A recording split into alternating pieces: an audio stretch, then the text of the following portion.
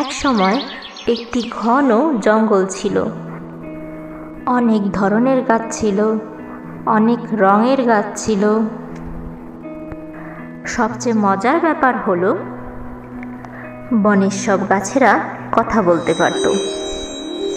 এই যেমন একদিন জঙ্গলের সবচেয়ে পুরনো গাছটি সেগুন গাছকে জিজ্ঞেস করলো, কি ভাইয়া, কেমন আছো? প্রায়ই তো দেখি একটা কাক আর একটা চড়াই তোমার ডালে এসে বসে। সেগুন গাছ উত্তর দিল, হ্যাঁ ভাই, গতকালও ওই কাকটা আর চড়ুইটা আমার ডালে এসে বসেছিল। তারা একটা ডালে বসার জন্য ঝগড়া শুরু করলো, কে ওই ডালে বসবে। তখন আমি বললাম, আমার তো অনেক ডাল, তোমরা দুজন দুইটা আলাদা ডালে গিয়ে বসো, তাহলেই তো হয়।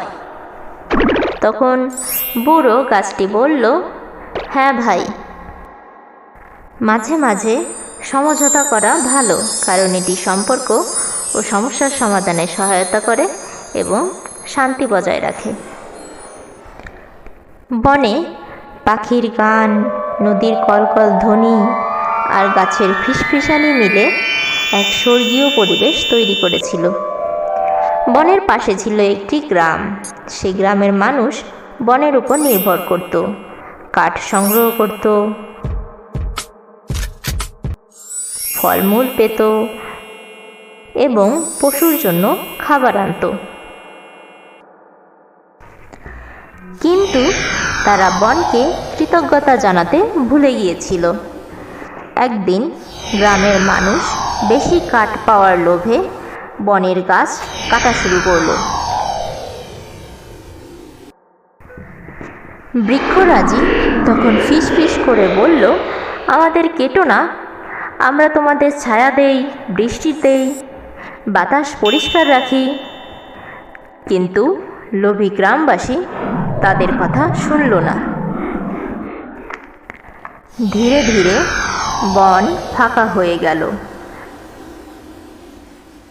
গাছগুলো কাটা পড়ল। প্রথমে গ্রামবাসীরা খুশি হলো, তাদের অনেক কাঠ জমা হলো। কিন্তু কয়েক মাস পর গ্রামে বিপদ নেমে এলো। বৃষ্টি আসা বন্ধ হয়ে গেল, মাটির উর্বরতা কমে গেল, খরার জন্য ফসল শুকিয়ে গেল। গ্রীষ্মের রোদ এতটাই তীব্র হয়ে উঠল যে গ্রামবাসীরা আর শান্তিতে থাকতে পারল না। গ্রামের সবচেয়ে বয়স্ক মহিলাটি বললেন, আমরা ভুল করেছি, আমরা প্রকৃতিকে নষ্ট করেছি।